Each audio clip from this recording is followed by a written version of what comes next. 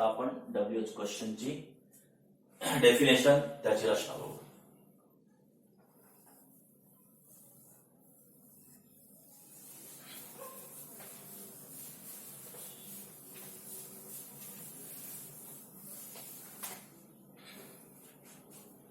WH question हा दुसरा उपप्रकार आहे प्रश्नार्थक वाक्याचा. It is the second subkind of the interrogative sentence. WH question. WH question. How can we define the WH question? WH question ची व्याख्या आपल्याला कशा प्रकारे सांगता येईल? The sentence which contains a question.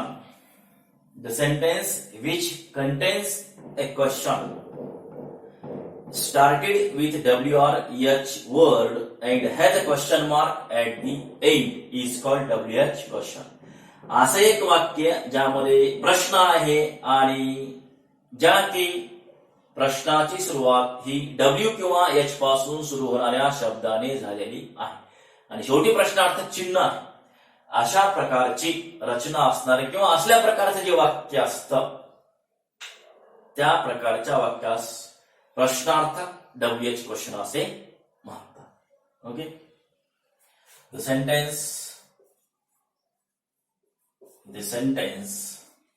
which contains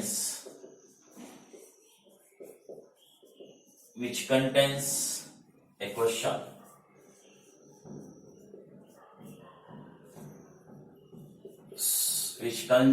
question started whether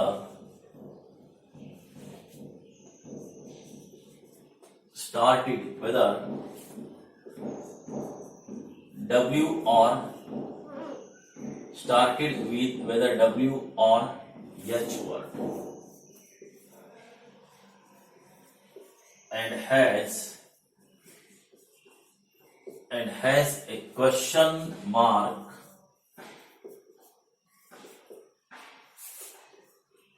at the end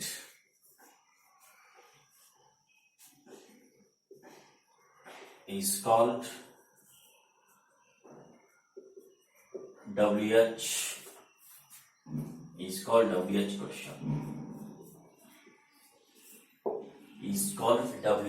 question. It is also called informative question.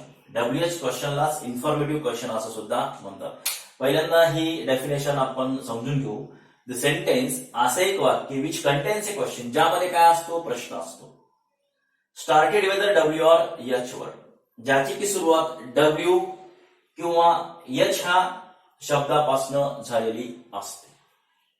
Started whether W or H word. W word म्हणजे कुठले ज्या W वर्ड म्हणजे असे W words ज्याची सुरुवात W पासून होते आणि ज्याचा की उपयोग हा प्रश्न तयार करण्यासाठी केला जातो. फॉर एक्झाम्पल व्हॉट असेल, हुम असेल, व्हेअर असेल, व्हाय असेल.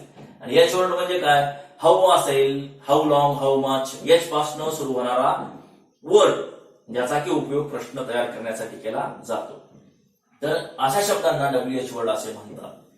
The sentence which contains a question असं एक वाक्य ज्यामध्ये प्रश्न असतो. Started whether W or H word ज्याची की सुरुवात W किंवा H ह्या शब्दापासून झालेली असते. And has a question mark at the end आणि ज्याच्या की शेवटी एक प्रश्नार्थक चिन्ह असतं. Is called WH question. अशा प्रकारचं जे वाक्य असतं त्या वाक्यास किंवा अशा प्रकारच्या प्रश्नार्थक वाक्यास WH क्वेश्चन असे म्हणतात. समजलं? खूप सिंपल आहे. ओके. आता याची एक्झाम्पल्स आपण घेऊ.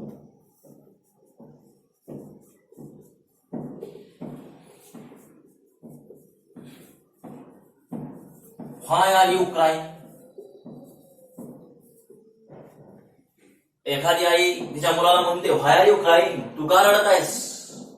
सुरुवात कशाने झाली W वर. व्हाय आर यू क्राईंग, तू का रडत आहेस. याचं उत्तर याचं कारण त्या मुलाला सांगावं लागेल की तो का रडत आहे. त्याला पेन पाहिजे की वही पाहिजे, बिस्किट पाहिजे की काय पाहिजे, ब्रेड पाहिजे की चहा पाहिजे, त्यासाठी तो रडत आहे. तो उत्तर देईल. पण जेव्हा व्हर्बल क्वेश्चन विचारला जातो, are you crying, WH word काढून टाका, आर यू क्राईंग, तू रडत आहेस का, उत्तर काय येस किंवा no. Why are you crying असा जेव्हा तुम्ही त्याला प्रश्न विचाराल तेव्हा त्याला उत्तर काय करावं लागेल, विस्तृत सविस्तर द्यावं लागेल. म्हणूनच डब्ल्यूएच क्वेश्चनला इन्फॉर्मेटिव्ह क्वेश्चन असं सुद्धा म्हणतात.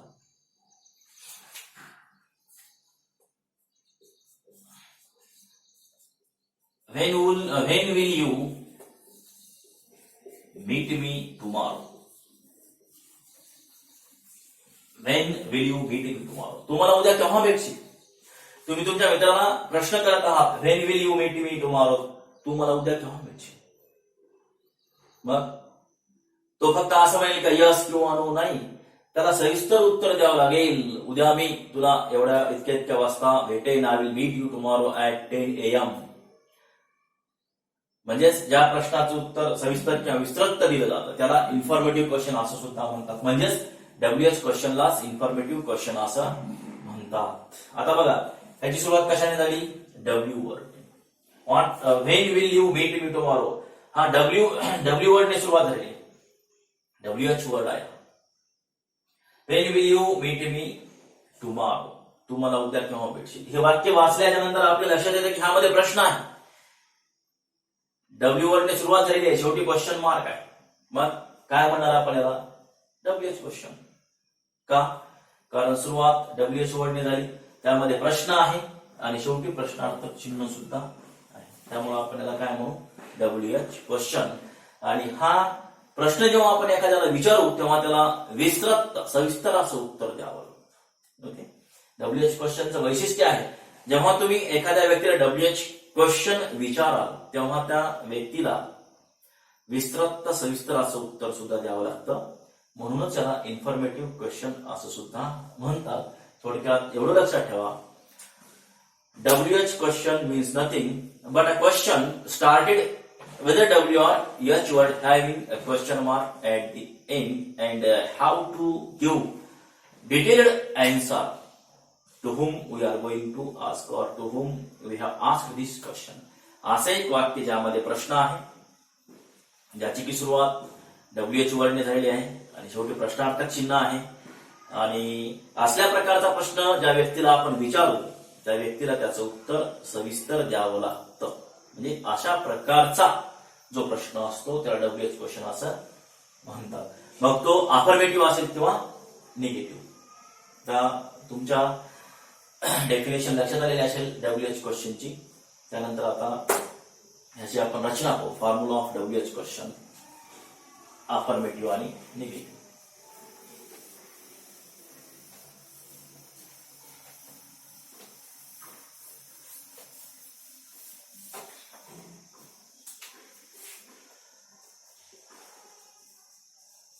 Formula of WH question, affirmative.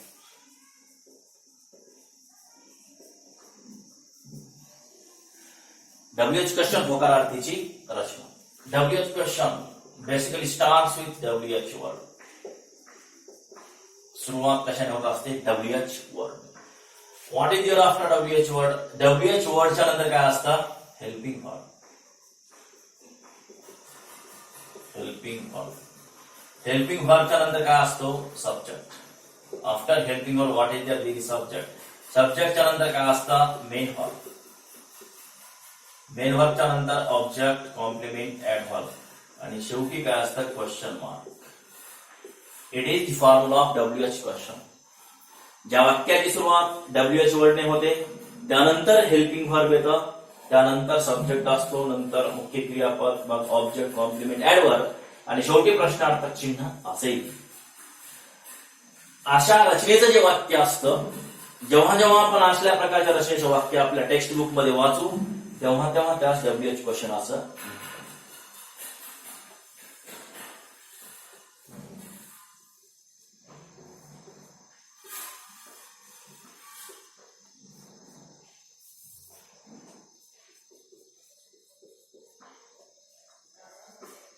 Where are you? Where are you going now? Where are you going now? समजा तुम्ही कुठेतरी जात आहात आणि तुमच्या वडिलांनी तुम्हाला प्रश्न विचारला, where are you going now? तुम्हाला विस्तृत उत्तर द्यावं लागेल की मी ट्युशनला जात आहे, मी शाळेत जात आहे, मी बाजारात जात आहे, माझ्या पेन मधील रिफिल संपलेली आहे, मी ती खरेदी करण्यासाठी जात आहे. Are you going now? असा जर तुमच्या वडिलांनी तुम्हाला प्रश्न विचारला, तू आता कुठे जात आहेस का?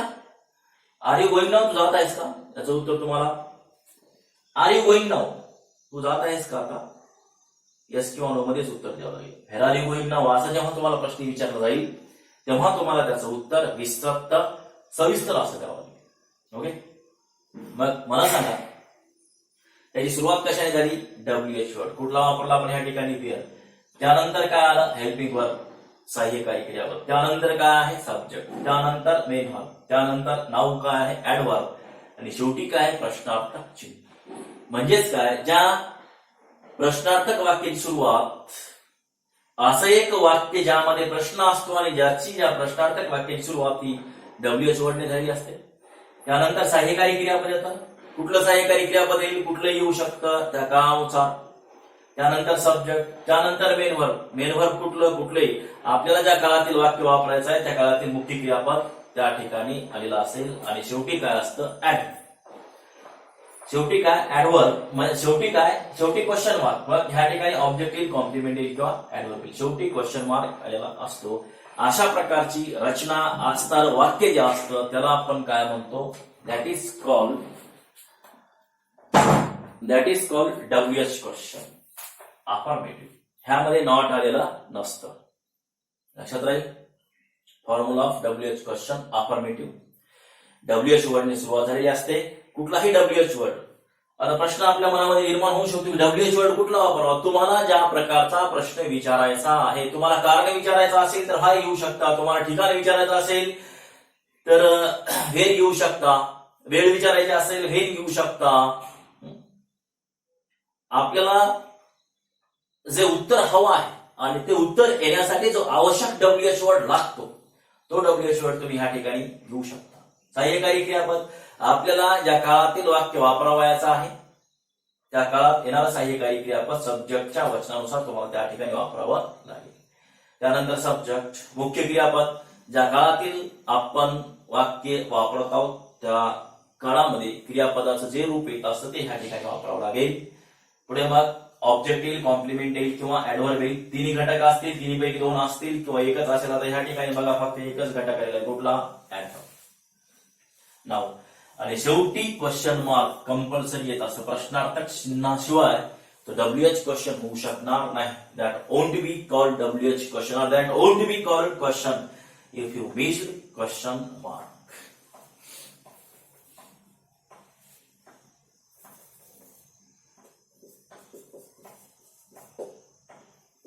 What do you do?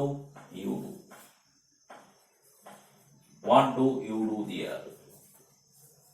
What do you do there? हा प्रश्न आहे. What do you do there? समजा तुमचा मित्र तुम्हाला नेहमी एखाद्या ठिकाणी पाहत असेल तर रोजच तुम्हाला तो सहज प्रश्न असा विचारू शकतो, what do you do there? तू त्या ठिकाणी काय करतो रे? हे मीन्स बसून. What do you do there? कशा प्रकारचा क्वेश्चन आहे हा? WH question. सुरुवात कशाने झाली? व्हॉट काय? WH word. नंतर काय आलं? डू. डू म्हणजेच काय? ते सहाय्यकारी क्रियापद. त्यानंतर सब्जेक्ट. त्यानंतर हे डू काय आहे? मेन वर्ब म्हणून आलेला आहे. त्यानंतर देअर काय आहे? ऍडवर्ब. आणि शेवटी काय आलेलं आहे? Question mark. ओके. असल्या प्रकारची रचना असणार जे वाक्य असतं ते वाक्य हे इंट्रोगेटिव्ह WH क्वेश्चनचं असतं. Identify the kinds of sentences. परीक्षेमध्ये 1 मार्काला इयत्ता 9वी, 8वी, 9वी, 10वीच्या तिन्ही वर्गाच्या मुलांना प्रश्न विचारला जातो. आणि वाक्यांचे प्रकार ओळखता आल्याशिवाय आपल्याला कुठलेही ग्रामर शिकण्यासाठी सोपं जाणार नाही. आपल्याला डायरेक्ट इनडायरेक्ट शिकायचे, त्यासाठी सुद्धा डायरेक्ट इनडायरेक्ट स्पीच मध्ये शिकण्यासाठी सुद्धा तुम्हाला दिलेलं वाक्य कुठल्या प्रकारातील आहे ओळखता आलंच पाहिजे. ठीक आहे. ओके. तर हा फॉर्म्युला आहे WH क्वेश्चन अफर्मेटिव्हचा. ओके. आता आडव्या रचनेमध्ये काही आपण उदाहरण पाहू, तुमच्या आणखी लक्षात येईल.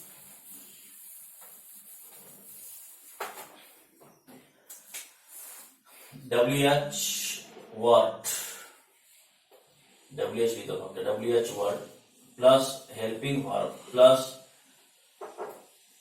subject plus main verb plus OCA, and at the end QM means question mark is there. Example number 8. Why did they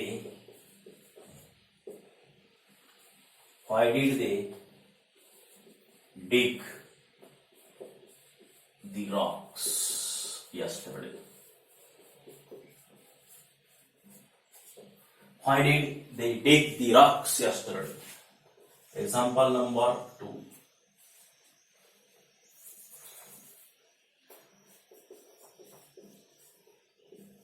When do you wake up every day?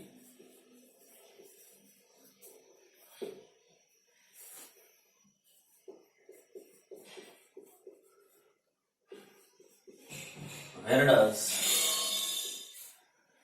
she go? Where does she go? Where does she go for? Where does she go for praying God?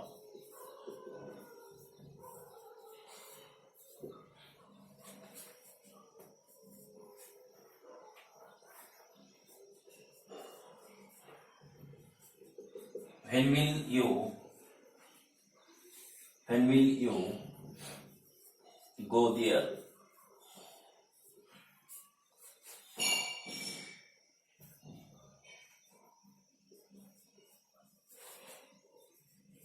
How do you feel now? Okay. These are 5 examples. Observe carefully. Example number 1, why is also started with WH word. Example number 2, when is also started with WH word. पहिलं जे example आहे याची सुरुवात सुद्धा कशाने झाली? व्हाय ने. व्हाय काय आहे? WH वर्ड आहे, W वर्ड. दुसरं एक्झाम्पल व्हेन ने सुरुवात झाली, हा सुद्धा WH वर्ड आहे. Where WH word, when WH word, how WH word. म्हणजेच काय, WH क्वेश्चनची सुरुवात ही WH वर्डने होते. त्यानंतर काय येतं? सहाय्यकारी क्रियापद. Did helping verb, do helping verb, does helping verb, will helping verb, do helping verb. All these are helping verbs. म्हणजेच काय, WH वर्डच्या नंतर काय आलं? सहाय्यकारी क्रियापद. असं वाक्य याची सुरुवात WH वर्डने होते, त्यानंतर सहाय्यकारी क्रियापद येतो. सब्जेक्ट. एक्झाम्पल नंबर 1 मध्ये दे काय आहे? सब्जेक्ट. 2 मध्ये यू काय आहे? सब्जेक्ट. 3 मध्ये सी काय आहे? सब्जेक्ट. 4 मध्ये यू काय आहे? सब्जेक्ट. 5 मध्ये यू काय? सब्जेक्ट. सहाय्यकारी क्रियापदाच्या नंतर सब्जेक्ट येतो. त्यानंतर मग काय येत असतं? Main verb. डिग, ह्या फर्स्ट सेंटेन्स मध्ये डिग मेन वर्ब, वेक मेन वर्ब, गो मेन वर्ब, पुन्हा गो मेन वर्ब, आणि फील सुद्धा काय त्या ठिकाणी मेन वर्ब आहे. ठीक. म्हणजे WH वर्डने सुरुवात होते, त्यानंतर सहाय्यकारी क्रियापद येतं. प्रत्येक एक्झाम्पल मध्ये बघा WH वर्डने सुरुवात झाली, त्यानंतर सहाय्यकारी क्रियापद आलं, त्यानंतर सब्जेक्ट आला, त्यानंतर मेन वर्ब आलेला आहे, आणि नंतर मग ऑब्जेक्ट कॉम्प्लिमेंट ऍडव्हर्ब. आता Roxx,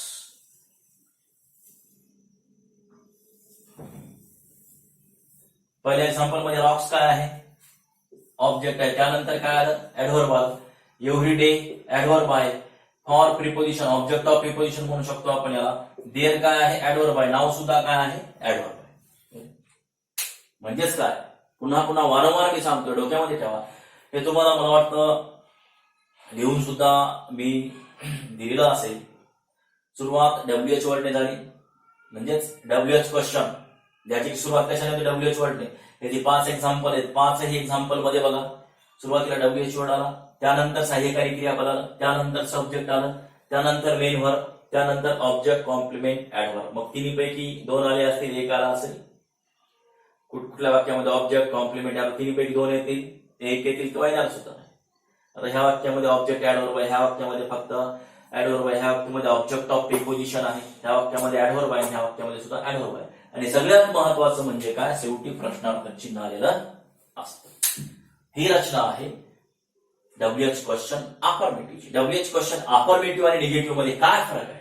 there is no too much difference.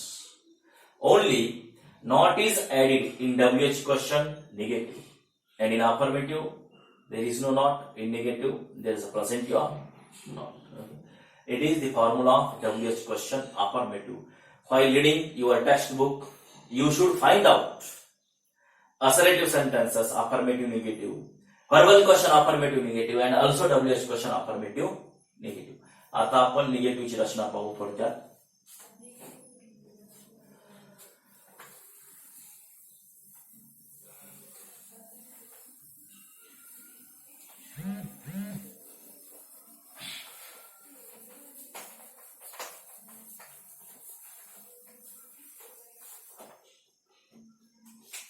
Formula WH question negative.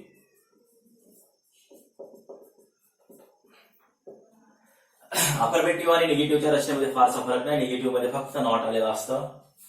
पहा, WH वर्ड सुरुवातीला येतो. अफर्मेटिव्ह असेल, निगेटिव्ह असेल WH क्वेश्चन. त्यानंतर काय येतात, हेल्पिंग व्हर्ब येतात. त्यानंतर काय येते, ह्या ठिकाणी सब्जेक्ट येतो.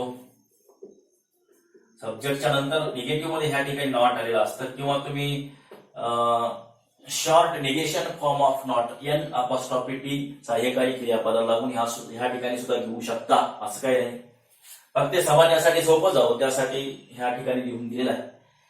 त्यानंतर मग काय येतं, मेन व्हर्ब. त्यानंतर काय येतं, ऑब्जेक्ट, कॉम्प्लिमेंट, ऍडव्हर्ब.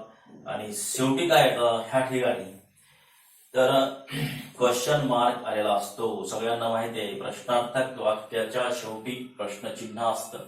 मग तो व्हर्बल क्वेश्चन असेल किंवा WH क्वेश्चन असेल, प्रश्नार्थक वाक्य म्हटले की प्रश्नचिन्ह शेवटी येणारच.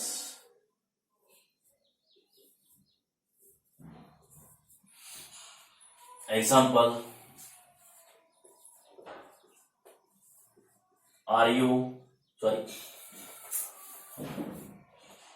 WH word, why are you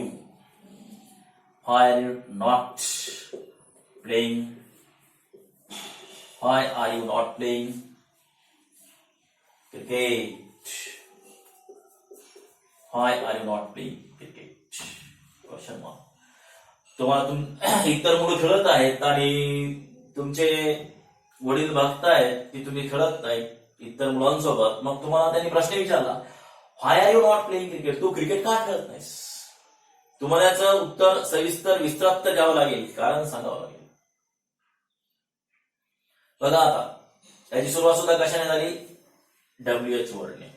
नंतर काय आलं, सहाय्यकारी क्रियापद. नंतर काय आहे, सब्जेक्ट. त्यानंतर काय आलं, नॉट आलं. WH क्वेश्चन अफर्मेटिव्ह मध्ये हेच नॉट येत नाही, निगेटिव्ह मध्ये ते ह्या ठिकाणी येतं. बाकी काही फरक नाही, एवढाच फरक आहे अफर्मेटिव्ह आणि निगेटिव्ह मध्ये. निगेटिव्ह मध्ये काय असतं, क्रियेचा नकार दर्शवलेला असतो आणि अफर्मेटिव्ह मध्ये क्रियेचा होकार असतो. प्लेइंग मेन व्हर्ब, क्रिकेट ह्या ठिकाणी काय ऑब्जेक्ट आणि शेवटी काय प्रश्नार्थक चिन्ह. It is the formula of WH question negative. There is no too much difference in the formula of WH question affirmative and negative. Negative sentence contains not. On the other hand, affirmative sentence doesn't contain not. हा दोन रचनेतील फरक आहे, बाकी काही नाही. इथपर्यंत तुम्हाला सगळ्यांना समजलेला असेल. आतापर्यंत आपण काय पाहिलं, असर्टिव्ह सेंटेन्स, अफर्मेटिव्ह आणि negative. Assertive, what is my assertive sentence?